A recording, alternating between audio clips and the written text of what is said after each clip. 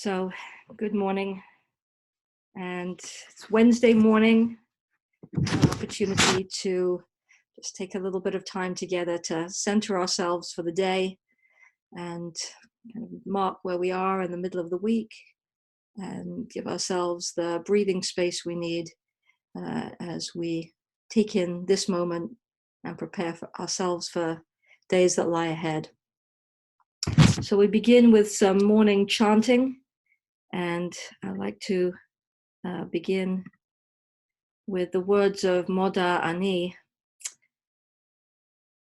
Traditionally, those words we say when we first realize we're no longer asleep, to begin the morning with an expression of gratitude. I've woken up, I have the gift of this day, and I have a moment just to be present in it. Before I get into the lists and the thoughts and the worries, just simply to be and to make space to take in the gift. I offer thanks to you, source of all things. You have restored my soul to me in mercy. How great is your trust. And we'll just chant those first three words. Modeh for a male, modah for a female. Ani lefanecha, thankful am I before you. Modani lefanecha.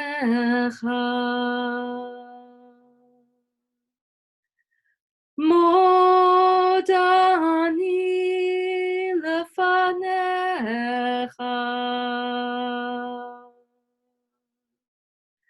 Modani lefanecha.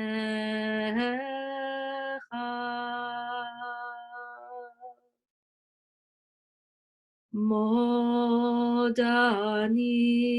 lefanecha.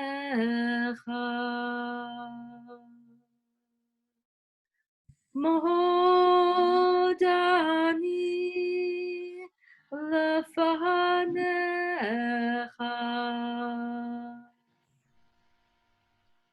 Modani lefanecha.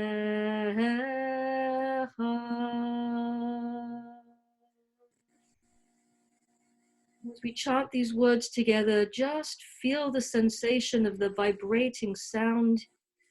Feel where it resonates in the body. Allow that vibration just to spread throughout the body, awakening all the cells, allowing them all to accept this energy of gratitude. And notice the breath between each of those pulses of energy and sound. And when we reach the end and have a moment of silence, just allow the resonance of the chant to continue to carry you. Modani lefanecha. Modani lefanecha. Modani lefanecha.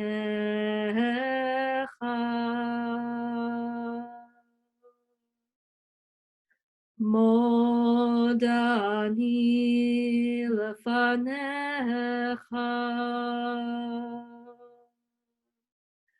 Modani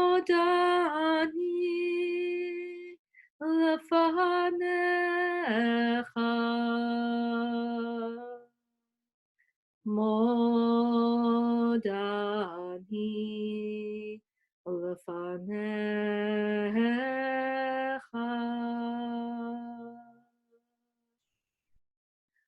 Modani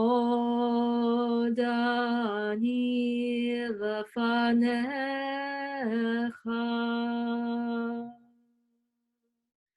Modani lefanecha.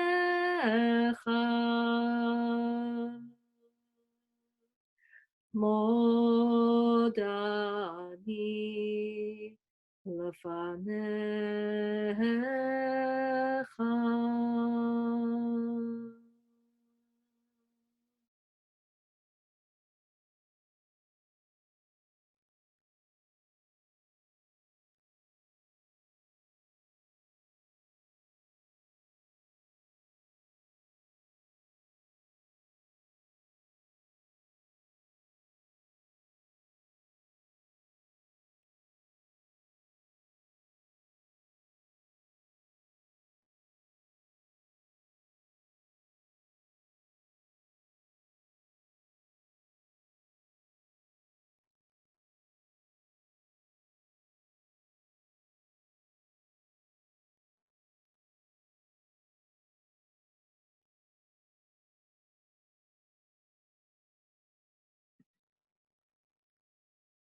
Oh God, the soul that you've given me is pure.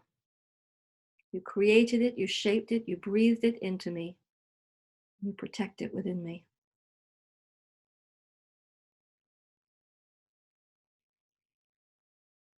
Simply being in the present moment.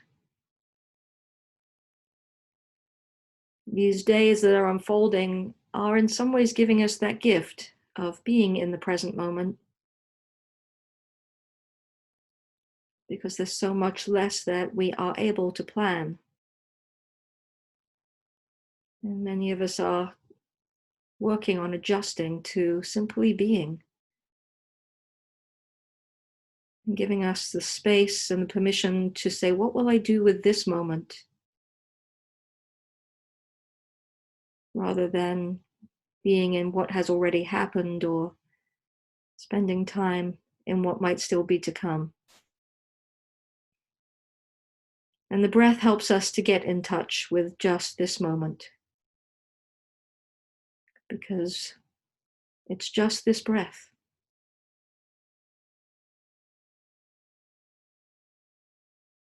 And this breath.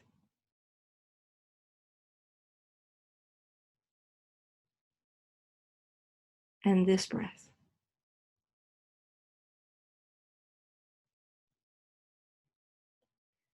Elohai neshama shenatata bi tehorahi. Elohai neshama shenatata bi tehorahi. Elohai neshama shenatata bi tehorahi. Elohai neshama shenatata bi tehorahi. Elohai neshama shenatata bi tehorahi. Elohai neshama shenatata bi tehorahi. Elohai neshama shenatata bi tehorahi. Elohai neshama shenatata bi tehorahi. Elohai neshama shenatata bi tehorahi. Elohai neshama shenatata bi tehorahi. Elohai neshama shenatata bi tehorahi. Elohai neshama shenatata bi tehorahi.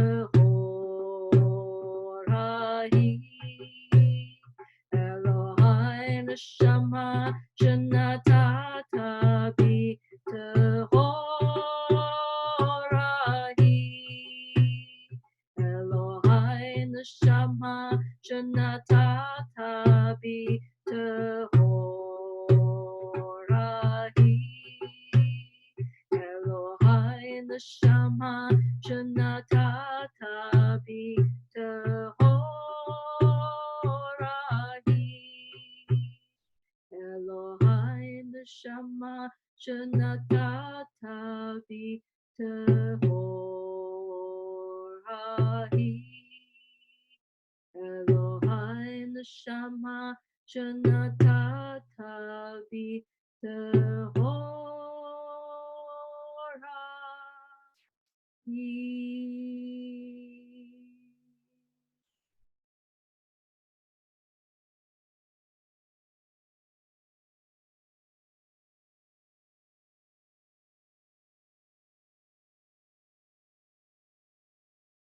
We take a few moments just to be present in breathing meditation.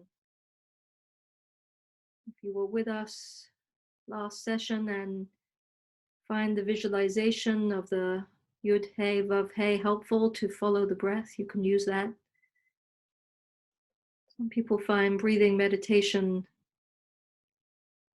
challenging to stay focused. And the important thing to remember is not that you fail when your mind wanders, but that you succeed every time you notice that your mind has wandered and you come back to the breath.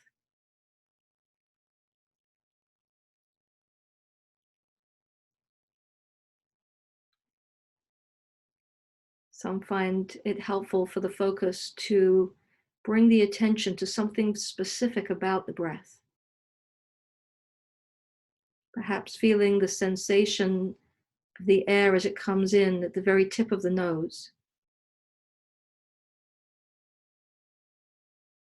and out through the mouth.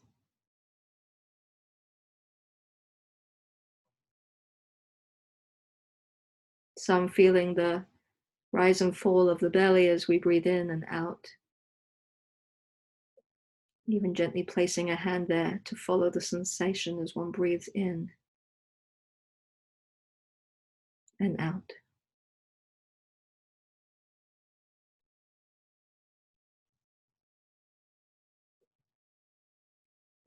Another way of focusing on the breath is to notice when exactly does the out breath end and the in breath begin.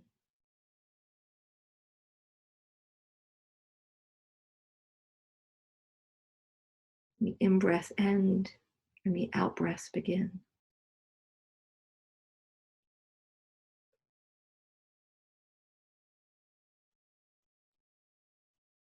So let's just follow our breath for the next minute or so.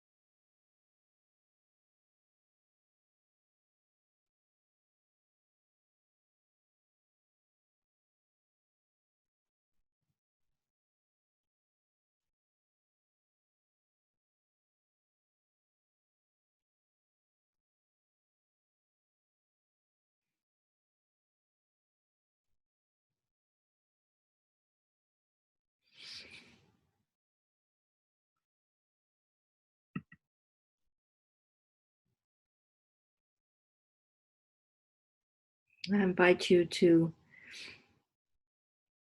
just notice where you are in this moment. And when you're ready, open your eyes again.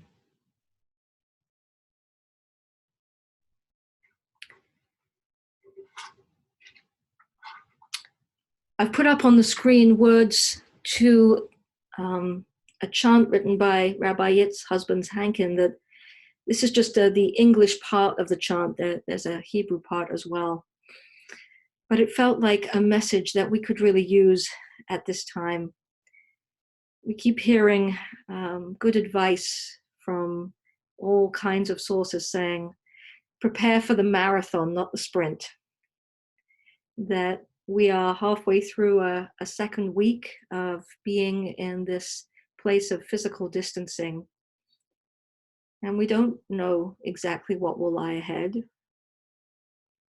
But even some of the most optimistic advice from the medical experts suggests that we will not, in fact, be coming back to our religious institutions or anything else in time for Easter weekend, but that we will need to be in this place for a period that will be longer than that. And in the midst of those days where we do lose track of what day it is and what shall we do with this day, it's easy to slip into a place of frustration or a place of despondency. And it's only natural that we're going to have moments each day and each week that feel like that. There's nothing about spiritual practice or meditation that suggests that we shouldn't have those feelings. We should be aware of those feelings.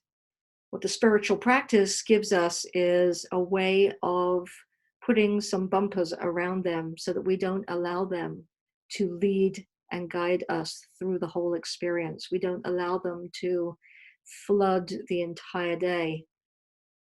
We notice them, and then we make a choice to set them aside and make space for something else, something that is loving and connecting and uplifting, something that is creative, and choosing what that will be. And so this chant, teach us to treasure each day, that we may open our hearts to your wisdom, to be open-hearted, to be receiving of inspiration and uplift. And when we don't feel we have the energy to generate it from inside, let us be open to receiving it and channeling it from that which is beyond us. Teach us to treasure each day. Teach us to treasure each day. Teach us to treasure each day, that we may open our hearts to your wisdom. Oh, teach us to treasure each day, that we may open our hearts to your wisdom. Oh, teach us to treasure each day. Teach us to treasure each day. Teach us to treasure each day, that we may open our hearts to your wisdom. Oh, teach us to treasure each day, that we may open our hearts to your wisdom. Oh, teach us to treasure each day. Treasure each day. Teach us to treasure each day. Treasure each day. Teach us to treasure each day. Teach us to treasure each day. Teach us to treasure each day, that we may open our hearts to your wisdom. Oh, teach us to treasure each day, that we may open our hearts to your wisdom. Oh, teach us to treasure each day.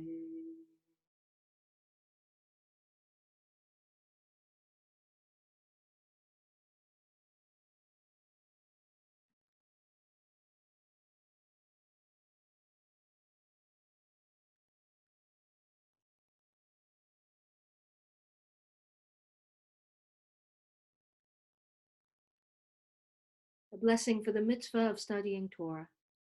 Baruch atah Adonai Eloheinu melech haolam, asher kidshanu b'mitzvotav, v'tzivanu la'asok b'divrei Torah. Blessed are you, eternal our God, ruler of the universe, who's hallowed us with your commandments and commanded us to occupy ourselves with words of Torah.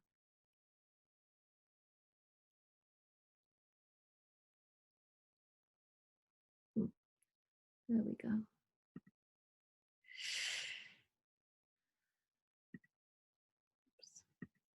So I would like to share a few words of Torah this morning. And the character trait that I want to focus on this morning links to this being prepared for the marathon. And it's the trait in Hebrew of Savlanut, which we translate as patience. Having patience. And as I was reading and looking at other writings that Musar teachers have shared, I found a few items that particularly spoke to me that I wanted to share with you this morning. One was written by Rabbi Ted Ritter, who just helped to contextualize sort of what our expectations sometimes are, and how sometimes it's our expectations that we need to adjust in order to make space for patience to emerge. He writes, do you remember when overnight mail made its debut? It amazed us that we could get a package from coast to coast in 24 hours. Do you remember when the fax machine picked up the pace by which we could get communications from one place to another? And today we live in the age of the internet. And in this moment, in this day, we bemoan the idea of traipsing down to the post office to mail the package. Sometimes we drum our fingers restlessly, wondering why everyone has not switched to handheld devices to respond to our important emails more quickly. So we've learned to expect things right now, not in a few minutes, but right now. And we're learning that we have to change pace, and that it's okay to change pace. And when we think about the Hebrew word for patience, it gives us, I think, extra layering to what that word means that the English word doesn't fully capture. Because when we're talking about patience, often we think that, I shouldn't be frustrated by this. I shouldn't be anxious about this. Patience isn't in Hebrew so much about not feeling the emotions that go with needing to wait, but in noticing them, choosing to respond to them differently. So we have, as with all Hebrew words, a three-letter root to this word Savlanut. Samach, Lamed, Nun. Se-le-na. And we'll find other Hebrew words that share that same Hebrew root that give us a glimpse of some of what is involved in having Savlanut. Sevel means suffering. Lisbol is to suffer. Sevelot is tolerance.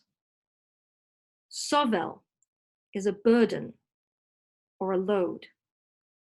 And a sabol is a porter or a carrier. So in Hebrew, when we say have savlanut, and it's interesting, in modern Hebrew, in Israel, there's even a hand motion. When somebody wants you to have patience, they'll do this with their fingers, like this. Rak rega, just wait a moment, like this. It's not about being completely calm. It's not being in a totally unruffled state of mind the whole time, but rather that we are able to bear the burden of our feelings without reacting, without exploding from that place. To think of the emotional load as a heavy suitcase. And what you're doing is building up your strength to carry that suitcase a little longer. Patience requires perseverance. It also requires some humility.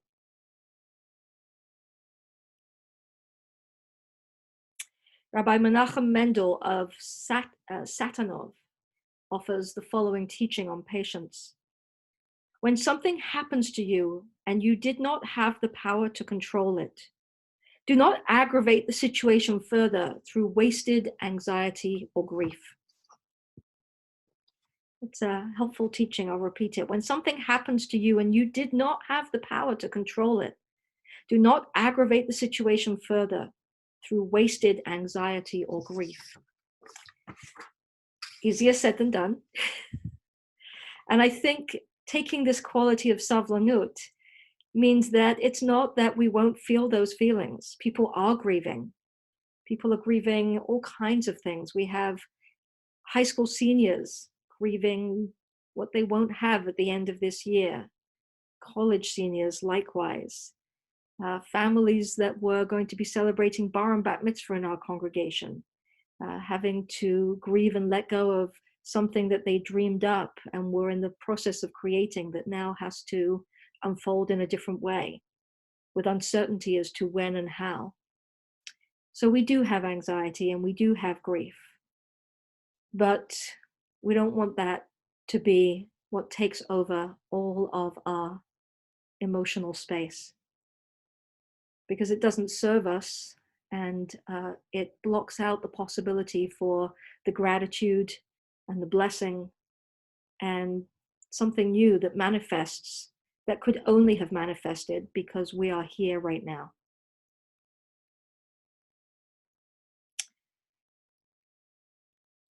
I read in another teaching by Rabbi Michael Schiffman the idea that patience can be thought of as an expression of love.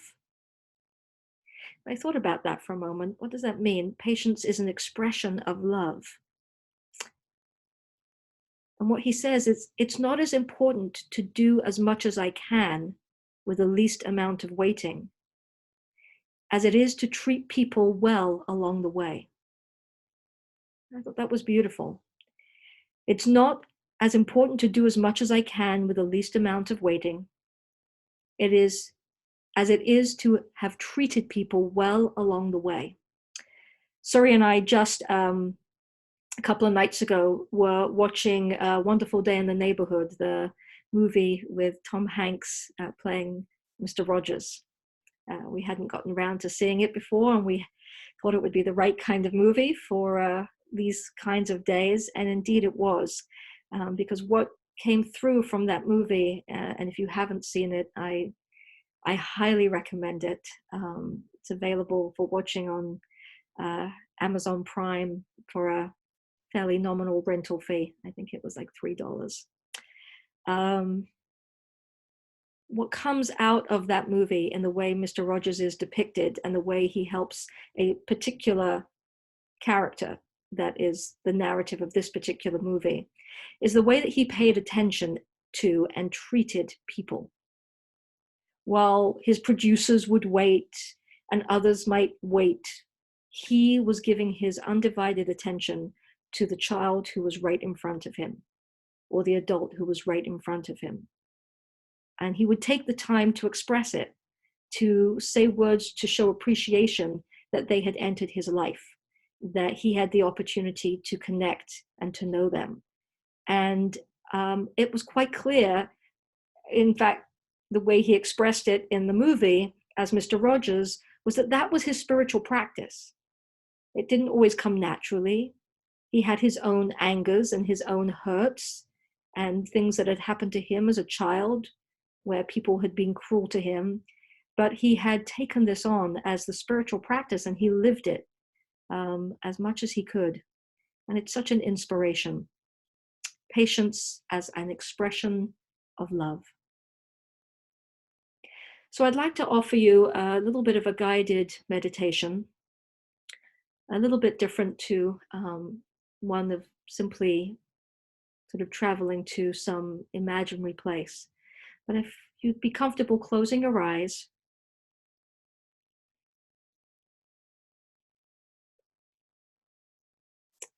and this is from the Musa Institute, a meditation to help us strengthen the trait of Savlanut, of patience. And it's a practice that we can do every night before we fall asleep to help condition ourselves, to build up our resilience, our ability to be patient, to say things, to send ourselves the message that we need to hear. And so you can say to yourself, I will increase my visions of having more and more patience. I will dream dreams that will increase my patience and every other positive inner resource that will enhance my life spiritually and emotionally.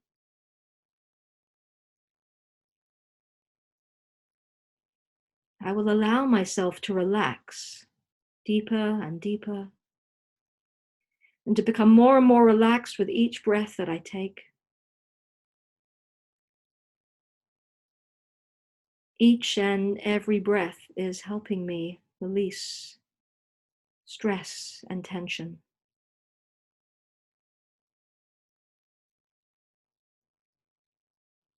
As I continue to breathe, I feel a soothing and calming sense of light that scans every cell and muscle from head to toe and gives me a greater feeling of calm and relaxation.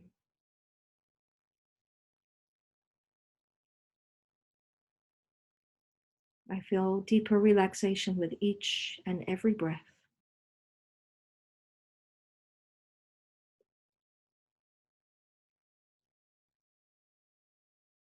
I will picture myself being patient and calm.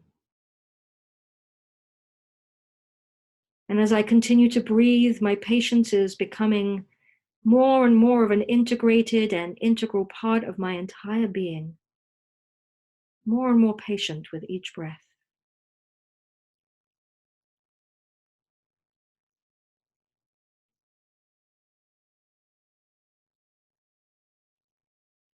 I will try and visualize myself being patient in all situations. Patience is within me, and I'm gaining a greater mastery over being able to access it when I need it.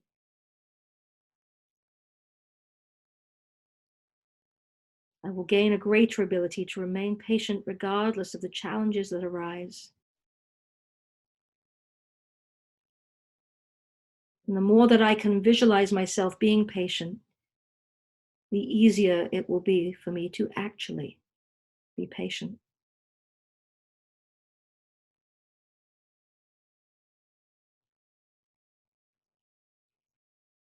And now my mind will create even more mental pictures of my being patient and thinking clearly. And I will remember more and more times that I have already been patient in the past.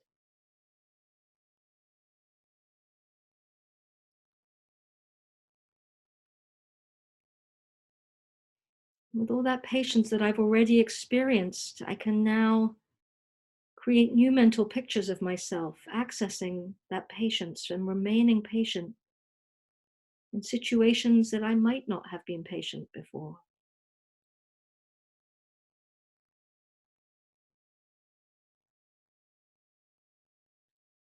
And this is a resource that I can draw upon for the rest of my life.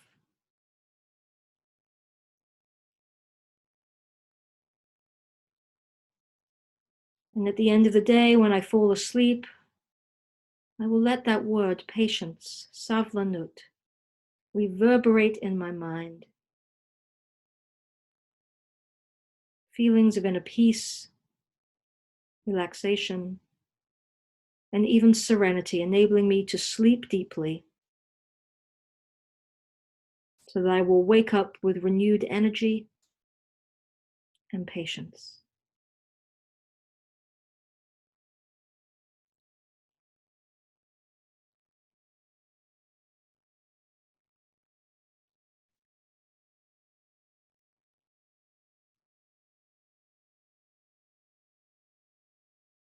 Teach us to treasure each day. Teach us to treasure each day, that we may open our hearts to your wisdom. Oh, teach us to treasure each day, that we may open our hearts to your wisdom. Oh, teach us to treasure each day. Teach us to treasure each day. Teach us to treasure each day, that we may open our hearts to your wisdom. Oh, teach us to treasure each day, that we may open our hearts to your wisdom. Oh, teach us to treasure each day. Treasure each day. Teach us to treasure each day. Treasure each day. Teach us to treasure each day.